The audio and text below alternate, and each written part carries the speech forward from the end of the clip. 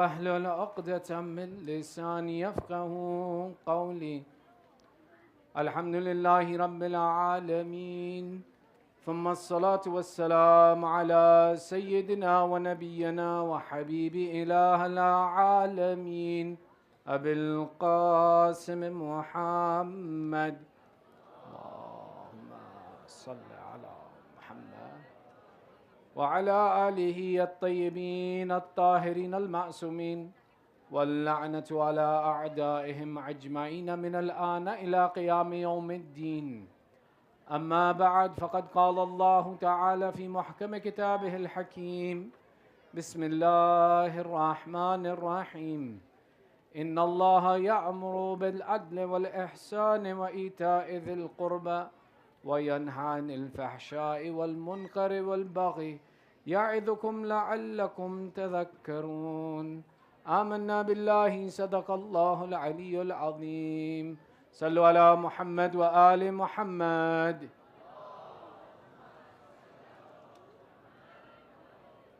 Your second salawat for love of Muhammad wa Ali Muhammad.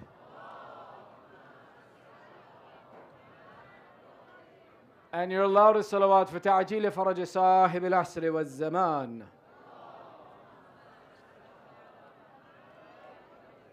أعظم الله أجورنا وأجوركم بذكرنا المسائب آل Muhammad. May Allah increase in our reward for commemorating the difficulties of Ali Muhammad. We've been discussing and talking about the concept of justice in Islam. One of the important elements of how do you establish a good practice in your family and your community is to lead by example. If you want your children to recite Quran for the rest of their life, the process is not by get them a teacher and put them in a room and let the teacher teach them and say, go to your Quran class in your classroom and go out and go study somewhere else. The way you keep your child, your family, your lineage attached to the example of Quran is by enacting with them, letting them see you recite Quran. If I simply take my child and I put him in a room and I tell him, go read, go study, he will say, this is what adults make children do. And once I become an adult, I don't have to do this anymore. The most important aspect of ensuring that something becomes a practice in your family, in your lineage, in its continuity, is to do it with your family. The same is true of salat. If I separate myself from my child when I pray, the child looks and sees that this has nothing to do with me. This is something separate. If I want the child to pray, bring the child with you to pray.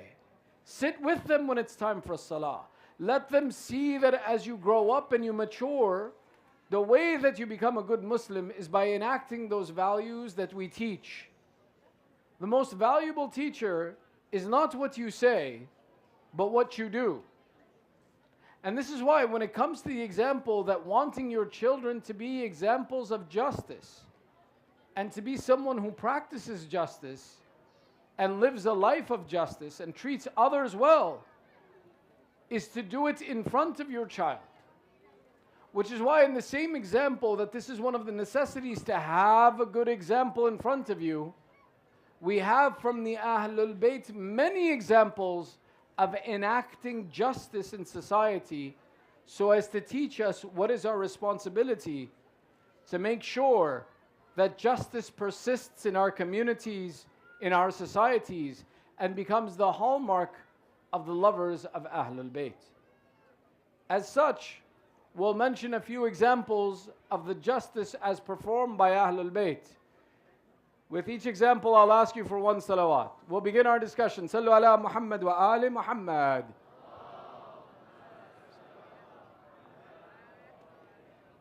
In the position of authority that we saw from Amir al-Mu'mineen, he enacted justice many times, sometimes in his role as the Khalifa and sometimes even before that. We receive a narration that is described in Al-Kafi where it talks about that during the dawr of the second Khalifa, there happened to be a businessman who would travel out of Medina to conduct his business and come back. He was someone who was well-to-do, and as a consequence, he would keep orphans in his house to take care of them because he had excess wealth.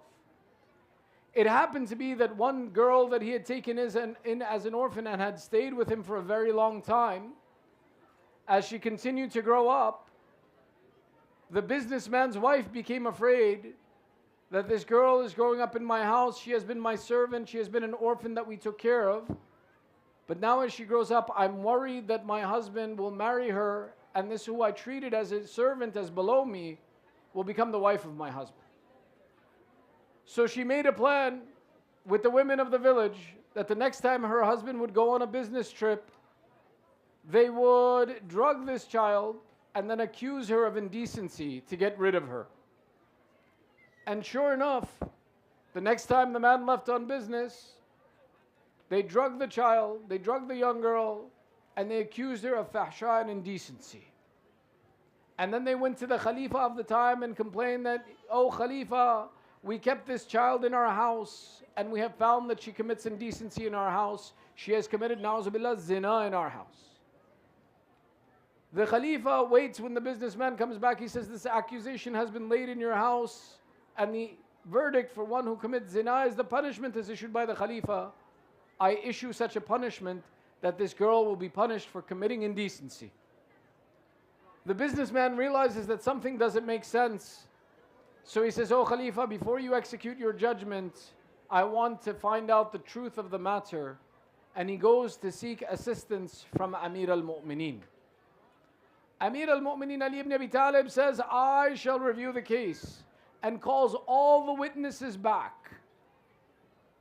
And what he does is the women of the village who are bearing witness that this girl committed indecency, he says, I shall separate them into different rooms. And he separates each of the women who bore witness against this girl into a separate room. All of the witnesses gathered to see how does Ali ibn Abi Talib extract justice. Amir al-Mu'mineen says, I will go and ask the witness when I exit the room, O Mu'mineen, recite takbir really loud. So Amir al-Mu'mineen walks into the first room, speaks to the businessman's wife. He says, I am Ali, and this is Dhul Fiqar. I am asking you for one time to tell me the truth of this incident. If you tell me the truth now, there will be no punishment if you have lied before. All will be forgiven. And she says, I swear I will tell the truth. Amir al-Mu'mineen says, who committed indecency? She says, this girl. With who? She says, this man. When? She says, this day. Where? She gives the date. Amir al-Mu'mineen says, you're sure? She says, yes. Amir al-Mu'mineen picks up Dhul Fiqar, walks out of the room. As soon as the Mu'mineen see him, they start reciting takbir very loud. Amir al-Mu'mineen proceeds to the second room. He says, I am Ali ibn Abi Talib, and this is Dhul Fiqar. The woman before you has told me the truth. Now is your opportunity to tell me the truth. If you tell me the truth now, you won't be punished for having lied before. And Amir al-Mu'mineen asks her the same questions, but the woman tells the same false story. When Amir al-Mu'mineen exits and comes outside again, the people recite takbir very loud. He walks into the third room and he repeats again, I am Ali, this is Dhul Fiqar. The women before you have told me the truth. If you tell me the truth now, you will be forgiven any punishment and your previous lies will be forgotten. This woman cracks. And she tells the truth. She says nothing of fahsha, nothing of indecency happened. We lied against her to get her out of the house of this woman. And we created a false story for which this girl should be punished and killed. When Amir al-Mu'mineen comes out, he goes back and he tells the other two as well, now I know the truth. And they admit to the truth that they had lied against this child. The community, upon seeing the truth revealed, recites takbir and tahneed and blessed thanks Allah for the mercy. Amir al-Mu'mineen turns and he says, for the indecency this woman has caused, for the lie she will be punished. And that he says to the businessman, you should divorce her for having caused indecency in your house. And he says, I will pay the mahar and you should marry this orphan who was about to be abused. Then Amir al-Mu'mineen turns to the people and he says, I am the first after Nabi Allah Danyal who separated the witnesses to determine the truth of what happened. And then the narration in Al-Kafi continues with the story of Nabi Allah Danyal and how Nabi Allah Danyal established the truth. In this way we saw Amir al-Mu'mineen would establish the justice in the community. A second example of the justice of Amir al-Mu'mineen, Sallu ala Muhammad wa ali Muhammad. Ahsan.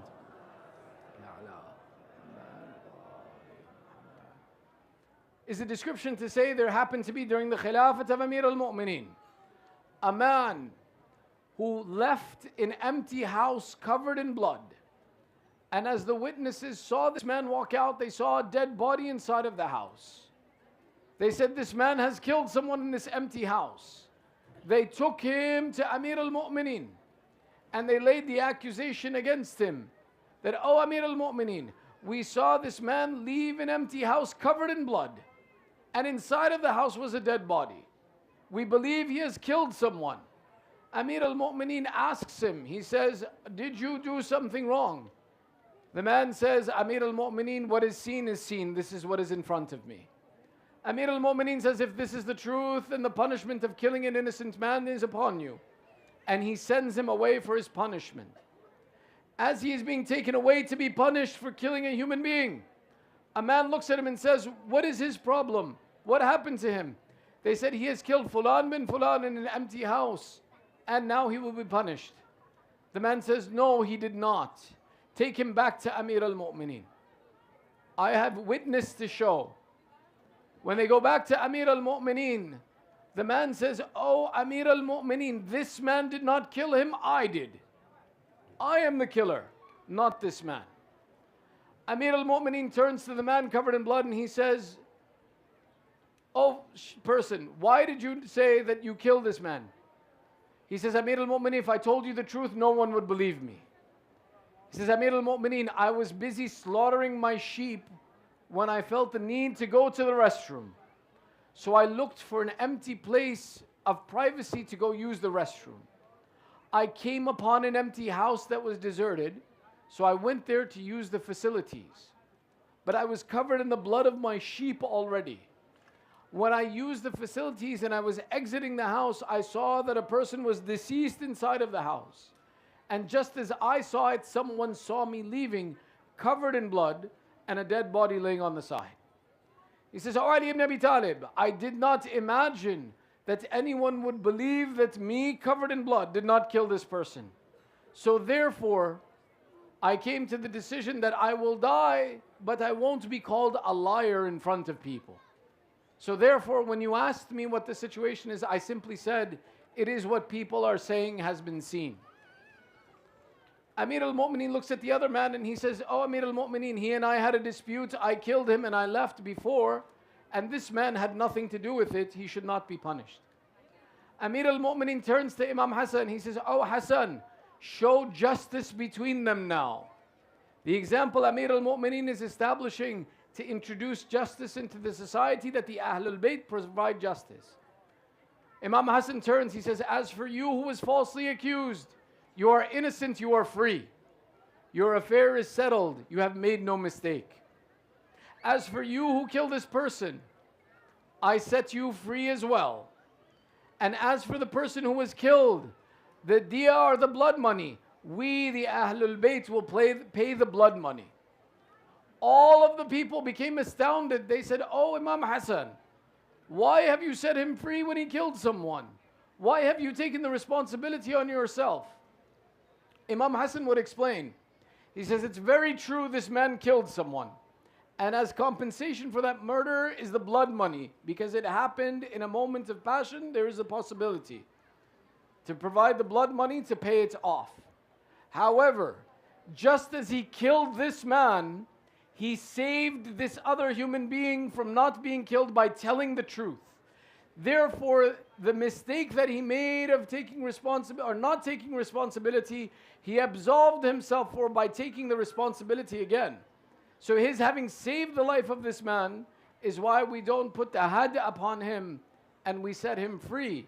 And as for the haqq of the one who was killed, we fulfill their haqq by paying the blood money on their behalf. In this way, the Ahlul Bayt demonstrated the thorough detail with which every affair would bring about justice in society. One of the most difficult things for people to establish and understand was the adalat and justice of Amir al-Mu'mineen. Ibn Abi Hadid in his Sharh al-Nahj al-Balagha writes, he says, do you know why they had to hide the grave of Ali ibn Abi Talib when he was martyred? It's because the people did not truly love Ali because of the severity of his justice with which he treated people. That the society had turned against Imam Ali for how much justice he had. Do you know why? One of the first things Imam Ali did when he became the Khalifa of the time, he reintroduced the traditions of our Holy Prophet. And from the tradition of our Holy Prophet was that when there was wealth in Baytul Mal, that everyone who was a believer received an equal share of the wealth. The first thing Imam Ali did was, he says, every believer, every Muslim that lives in the city, and every Muslim has a right to the wealth in Baytul Mal. And the Khulafa had amassed a great deal of wealth in Baytul Mal, to where Amir al-Mu'mineen could give 7 dinars of gold to every single member of society. As soon as Amir al-Mu'mineen made this decision that everyone will receive 7 dinars of gold is not a little amount of money, it is thousands of dollars. People began to line up. And in the line, as they looked around, they saw that there were rich and poor, Arab and Ajam, all in the same line. To the extent where one person complained, "Oh Ali, yesterday this man was my slave. Today I freed him. Do you intend to give him 7 dinars of gold just as you will give me, his master?" And Amir al-Mu'mineen replied, every Muslim will receive the same haqq. This was the justice of Ali ibn Abi Talib, that those who had lived in a class structure in society could not withstand. This is why they raised up in war against Amir al-Mu'mineen. Why did the Battle of Jamal take place? Because those who saw themselves as better than others were forced into equality with everyone. This is the justice that Ahlul Bayt wanted to introduce in our society. Treat everyone fairly that you can. But it's not just the life of Amir al-Mu'mineen that teaches us justice. We have the story of the other A'immah as well too.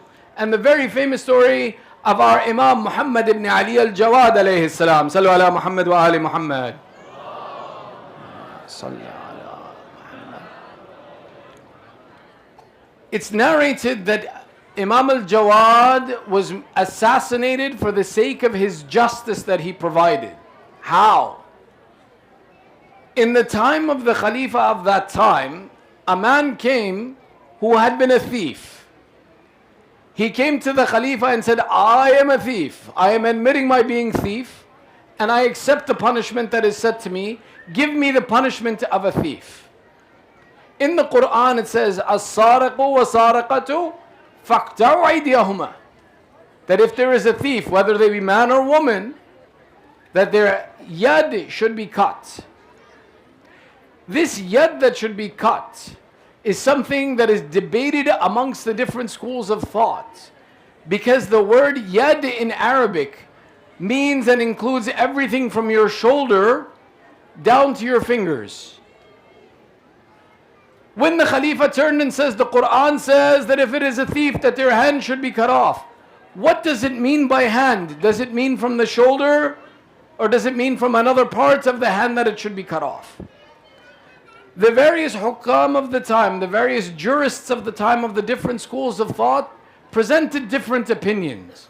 One said because yad is itlaq from the shoulder, from the saq down to the fingers, cut the entire thing off, O Amir.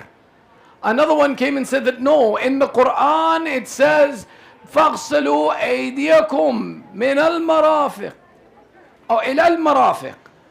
So he says no, Amir, because Allah describes yad from the elbow down, cut it from the elbow and cut it off.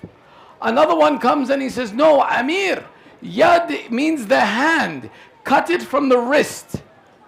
They could not agree amongst themselves. So the Khalifa of the time turned to Imam al-Jawad and said, oh Muhammad ibn Ali, oh Ibn al-Rida, what is the truth in this matter? Imam Jawad said, Amir, leave me from this affair, I don't want to answer. The Khalifa insisted, that means you know the answer, you have to tell me. Imam al-Jawad turns to him and he says, then if that is the case that you are forcing me, then you are to cut off the fingers, not the palm. When Allah says, فَقْتَعُوا أَيْدِيَهُمَا, He means cut off the fingers, but not the palm of the hand. All of the other jurists complain and they say, oh, Ibn al-Rida, how can you make such a statement? Prove to us from the Quran if this is the truth. Imam al-Jawad replies, in the Quran Allah describes and says, al-masajidu lillah, that the places of prostration are for Allah. This masajid Allah mentions is not the places of ibadah. Allah is mentioning the parts of the body that need to touch the ground in the case of salat and sujood. So he says, oh Amir, Allah would be so unjust if on the one hand He is telling you that you have to do ibadah, you have to do sajda, you have to put your hand on the ground when you do sajda. And on the other hand, He is removing that hand, so it is impossible for you to do sajda. Therefore, the punishment of the thief is that the fingers should be cut, not the hand, not the arm. The Khalifa says there is no more intellectual and just of an answer that shows the justice of Allah, except that Allah, if He commanded you to prostrate in sajda, then He can't take away the elements you need to perform sajda correctly. He says this son of Rida has shown us the justice of Allah to be true. They narrate and they say, because of this incident, the jurists then promoted the Amir and he said, oh Amir, the people already think that Muhammad ibn Ali should be the Khalifa. And now you have proven that he is more knowledgeable in Islam than you. Therefore, oh Amir, you have no choice except to assassinate the son of Rida.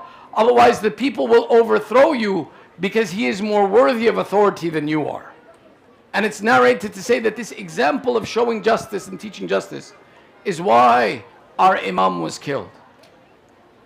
Our A'imma would be persecuted for their teaching of justice many times, which is why Imam Ali ibn Muhammad al-Hadi alayhi salam, sallu ala Muhammad wa ali Muhammad.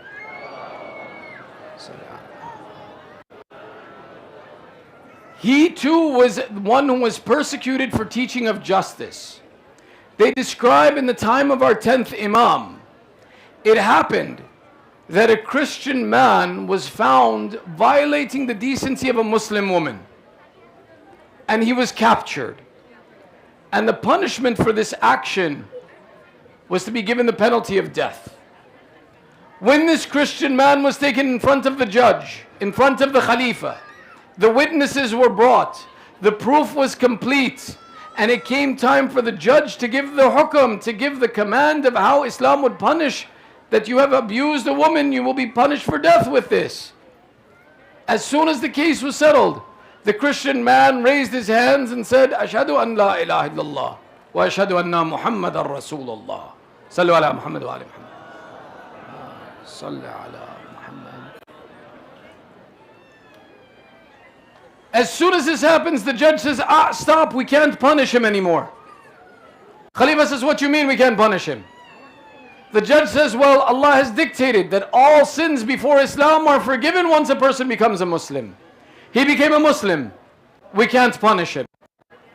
The Khalifa says that's impossible.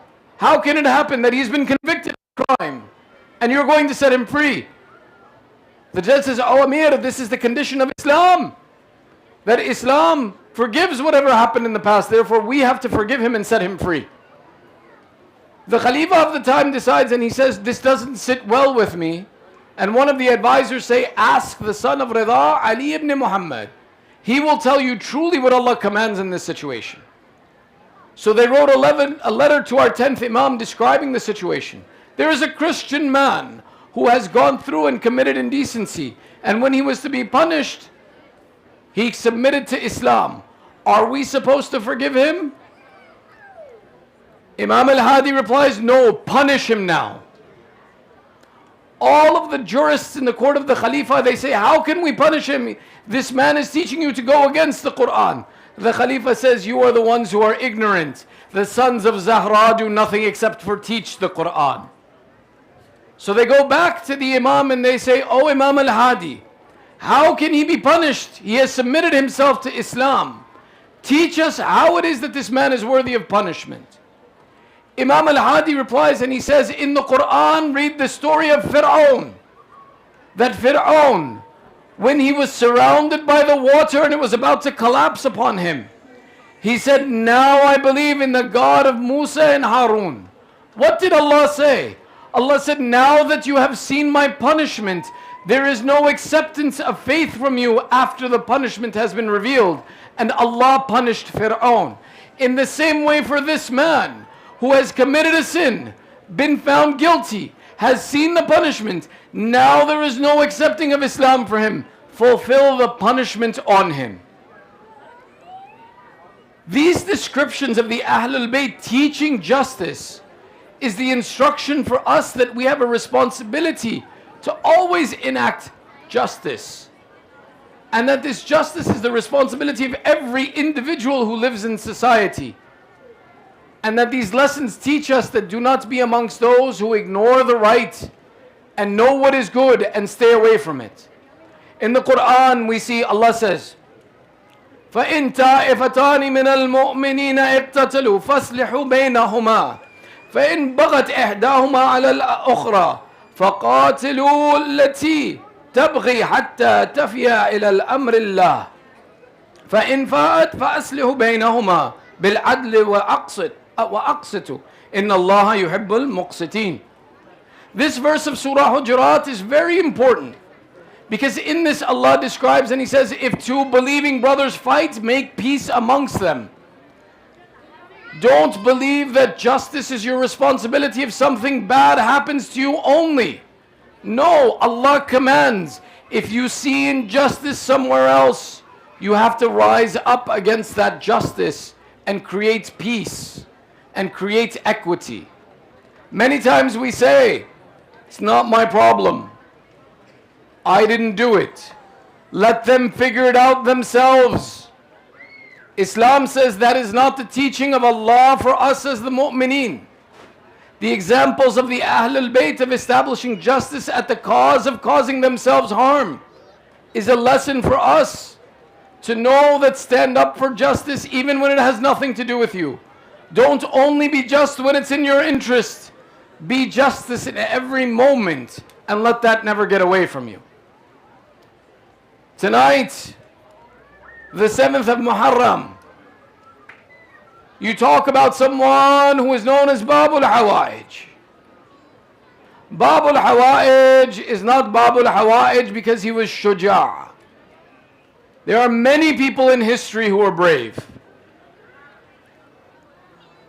Abul Fadil is someone unique. He is unique because look and see how the Imam describes him. And says that my uncle Abbas, all of the shuhada will be jealous of the status he has attained with Allah on the Day of Judgment. There are only two in the history of Islam that are given wings in heaven. One is Ja'far al-Tayyar, and this other is the one we speak of tonight, Abul Fadl al-Abbas. Don't make the mistake to imagine that everyone who is given wings in heaven is the person whose hands were cut in battle. Rather, if you look at tariq of the ma'rikat, of the battles, you will find many people in history, when they would fight in war, their hands would be cut off. But Allah did not guarantee everyone wings in heaven. There are only two who have attained this status. One is Ja'far, the other is Abul Fadil. What this tells you is that it is not the bravery of Abul Fadil that his arms were cut in battle that granted him a status with Allah, that gave him wings in heaven.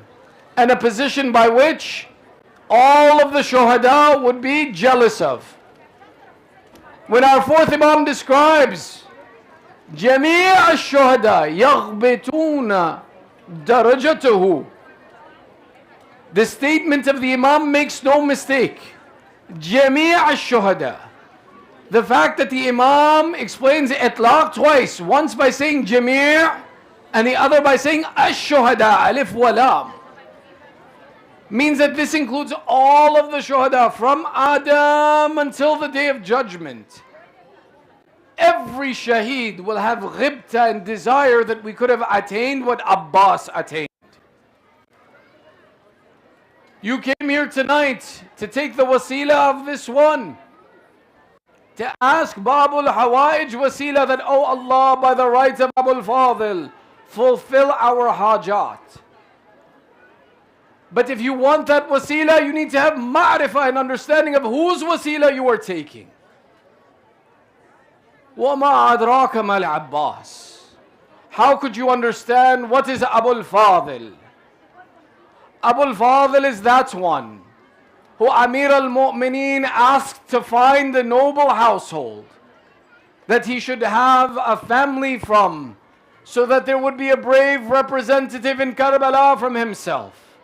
We've been talking about that Sayyidah Zainab wanted to have a sacrifice from her present in Karbala. Imam Hassan sent his son Qasim as a representation in Karbala. Every one of the Ma'asumeen wanted to have someone present in this sacrifice. It is Amir al-Mu'mineen who says, I will have a child specifically for this purpose. And he finds Fatima al-Kilabiyya and marries into this family. The status of Abul Fadil was not determined on the day of Ashura. Rather, it was known the azamat of the sacrifice of this boy. They describe and say when Abul Fadil was born and news was given to Amir al-Mu'mineen, he came looking to Abul Fadil and came and held this infant in his hand. As he looked at this infant, he raised the small hands of Abul Fadil and he began to kiss the arms of his newborn child. And he began to cry. The mother of Abbas turns and says, Oh Amir al-Mu'mineen, is something wrong with my child? Is something wrong with this child that has been born to you? Amir al-Mu'mineen replies and he says, no. He says, oh Fatima, this child will have his arms cut in the service of Hussain. This child is that one that will give everything that he possesses for the love of the son of Rasulullah, Abu Abdullah. They describe and say that a noble child comes from a noble lineage. They describe and say upon hearing this, the mother of Abbas did not weep, did not cry, did not complain about the fate that her child would face, but rather she turned and thanked Allah, Alhamdulillah, you have given me children to sacrifice on the sons of Zahra. When we talk about the azamat of Abul Fadil, it comes from that nobility that trained him from a young age to love the sons of Zahra, to love the children of Zahra. And that Abul Fadil was one who saw nothing of his personality if it did not involve love and care for the Ahlul Bayt. They describe in the moment of Shahadat of Amir al-Mu'mineen, when all of the children gathered to take the wasiyah and the final words of Amir al-Mu'mineen. There is a description that says that Abu Abdullah was stood separate. All of the children were given to Imam Hassan to be their responsibility. When Abul Fadil too was kept separate, al-Baneen wept and complained and she said, oh Amir al-Mu'mineen, has my Abbas done something wrong? You did not give his hand in the hand of Hassan. He turns and he says, no. Oh Abbas, I give your hand in the hand of Hussain. That, oh Abbas, I give your responsibility to him. Then Amir al-Mu'mineen would turn, take the edge of the chadar of the rida of Zainab and put it in the hand of Abbas and say, oh Abbas, hadha Zainab lak. That your responsibility, oh Abbas, from Hussain is to this Zainab. There's a description that says, at the time of the death of Amir al-Mu'mineen, Sayyidah Zainab came and sat with her father and said, "Oh father, Salma has said that after you will leave us, difficulty will befall us in extremes." Amir al-Mu'mineen replies and he says that certainly that is to happen. Sayyidah Zainab says, "Oh father, I want to hear it from your mouth." Amir al-Mu'mineen describes and he says, "Oh my daughter, there will come a day when Hussain is ghareeb, when he is alone, and he will be in a great difficulty. And that after his shahada, it will be your dignity that will be attacked. It will be your rida that will be removed. It will be you in a state of trial and difficulty upon the murder of your family. They will not leave you alone." Famously in the narration they describe and say that Sayyidah Zainab asked the question. She says, "Oh father, how can something like this happen to a sister who has a brother like Abu al-Fadl al-Abbas?" And Amir al-Mu'mineen cries, weeps and says that there will be no Abbas for you in that moment. The love that Abu al-Fadl had for the Ahl al-Bayt was so extreme that they describe and say that after the shahadat of Amir al-Mu'mineen, when Imam Hassan and Imam Hussain went and buried Amir al-Mu'mineen in the darkness of the night, when they returned to their house, they heard crying coming from the house of Amir al-Mu'mineen.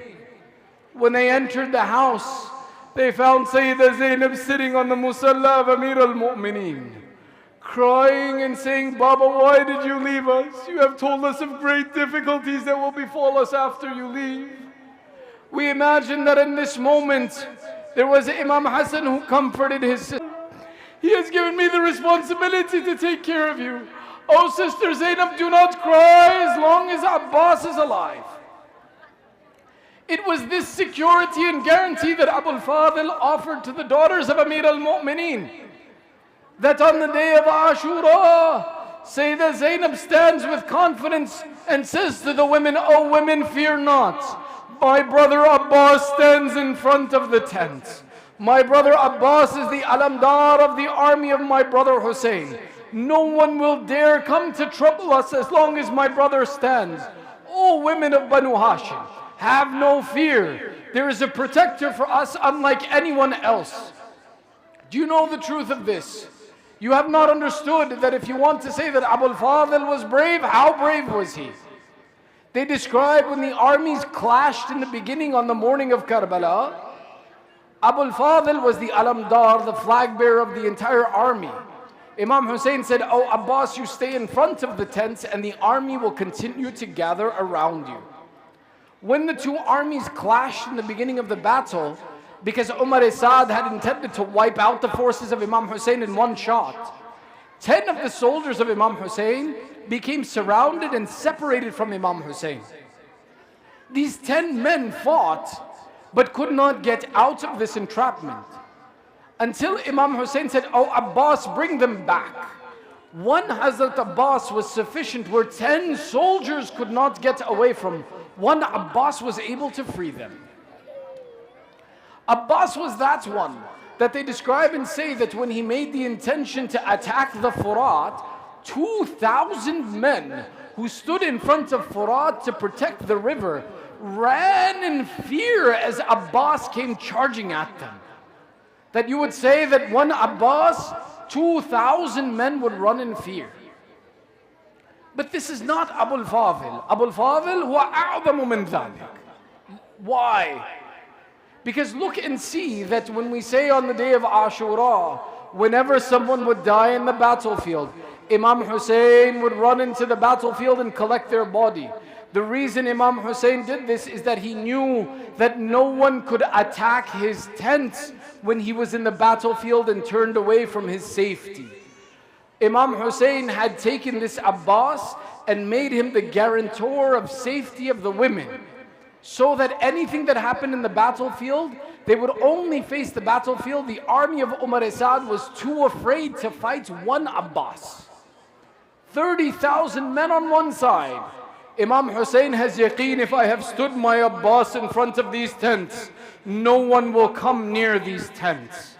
Which is why, when there are only these two left, Imam Hussain and Abu al-Fadl, Abul Fadl turns to his brother and he says, "Oh brother Hussain, I have seen you fight continuously. Let me go and present my sacrifice. Let me go and fulfill the reason that I was created, oh brother." Abu Abdullah turns and he says, "Oh Abbas, how can I send you? You are the commander of my army. You are the alamdar of these forces." Abul Fadl would look to his right, would look to his left and complain, "Brother, now there is no army that is left. It is either you or it is me. No one else remains between the two of us." As the two brothers cry at the attempt of their separation, the cries of alatash raise from inside the tent. The children of Abu Abdullah are dying from thirst. Imam Hussain turns and he says, "Oh brother Abbas, if you have made the decision to separate from me, go and quench the thirst of these children so as that they do not die from the extremity of the thirst that they are facing." Abul Fadl takes the intention that I shall be the water bearer again. Ala Saqai Ali Muhammad, I am the quencher of the thirst. He took that water skin upon himself and he began his approach to the army. The army, seeing that now the lions of Ali have come into the battlefield, turned and faced against this one Abbas. Abul Fadl looked at this army and I would imagine he would say, "You have harassed my brother. You have killed his friend. You have killed our children. Now who will keep you from me that Hussein has sent me free into the battlefield?" Abul Fadl launched an attack, but he did not fight freely because he had the intention to collect water for the children. They describe and say that this one Abbas was sufficient to break the army of Umar Asad, scatter them far away. He reaches to the water. How does one man face off against an army and crush the army? He stood in the water. Some describe and say that Abul Fadl lifted the water with the intention to drink. I say they tried to reduce his status. I would imagine and say that Abul Fadl stood there in the middle of Furat, the water in his hand, saying, "O Zalimeen, you kill our children with thirst. It is only Abu Abdullah who stops us from anything. You have never stopped us from anything." He collected the water and began to return to the tents. They describe and say when Umar Asad saw the water collected, he turned to his army and said, "O enemies, do you not understand? You could not control the army of Hussein when they were thirsty for 3 days. If this Abbas and Hussein drink water, you will never be able to stop them." So they began an attack of treachery against Abul Fadl. They came from every direction. They came from behind the trees. The enemy came and cut the right hand of the son of Ali. But Abul Fadl did not stop in his loyalty to Imam Hussain. He continued on until they cut the left hand of Abul Fadl. Still they could not stop the son of Ali ibn Abi Talib. They describe in this moment that they gave the command, shoot arrows at him to stop him. They describe and say that Harmala shot such an arrow, it pierced the water skin that Abbas had possessed it with water for Amir al-Mu'mineen's children. This description writes and says that in the court of Mukhtar, Harmala was discovered to have shot 3 arrows on the day of Ashura. He says, "The first one that I shot pierced the skin of Abbas. I swear to you, as the water drained from that water skin, I saw the life of Abbas drain from him." Harmala, what was the second arrow? He says, "I shot the arrow that killed the son of Hussein in his hands." He says, "What was the third arrow? I killed the son of Hassan when he came to defend Hussein alone in the field of Karbala." Imagine it was Abul Fadl, whose arms are now cut as the water drains and his purpose of fulfilling his oath to Imam Hussein of bringing water ends. They describe and say that they sent rain of arrows upon him until eventually his eye became pierced with an arrow. They describe and say that in this moment Abul Fadl still wanted to return to Imam Hussein, but when he could not see his way forward, he wanted to remove the arrow. But O Mu'mineen, how does one remove an arrow when they have no hands? Abul Fadl went and lowered his head so that to remove the arrow with his knees. When his head was lowered, an enemy came and struck the head of Abu al-Fadl with a mace. Abu al-Fadl falls from the horse and calls out, "Oh brother, come to the aid of your brother. I have fallen in the field of Karbala." They describe and say, as the blood pooled in his eyes, the army of Umar Asad gathered around the son of Ali ibn Abi Talib.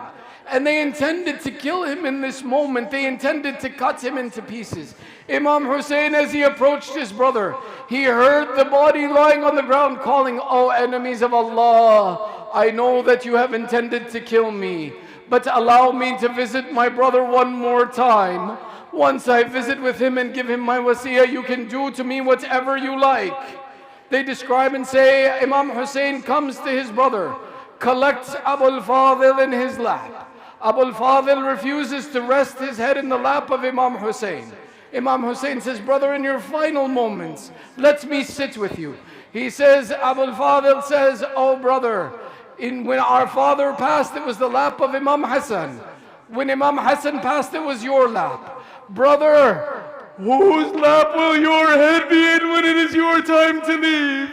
Who will be the one who comforts you, O Hussein?" Abu al-Fadl al-Abbas, if you knew when it is the time for Imam Hussein, it will not be the lap of someone who loves him.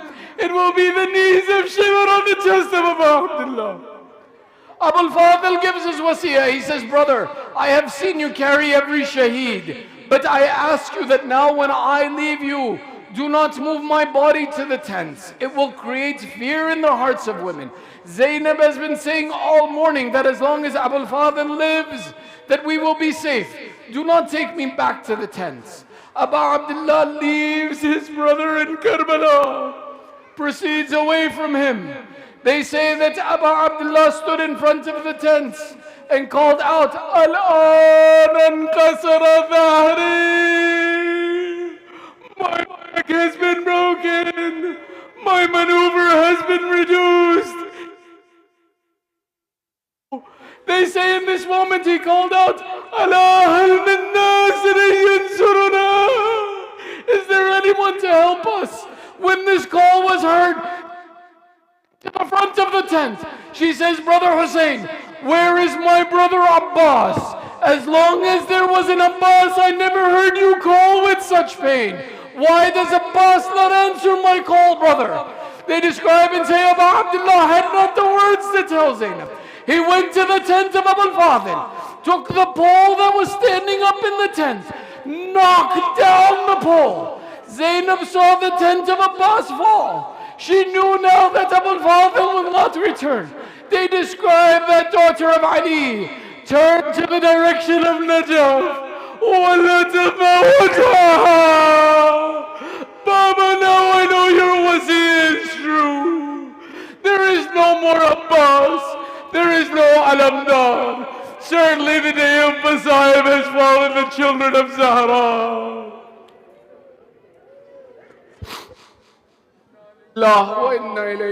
این عالم از کیست که بی صاحب است؟ این علم از ماه بنی هاشم است.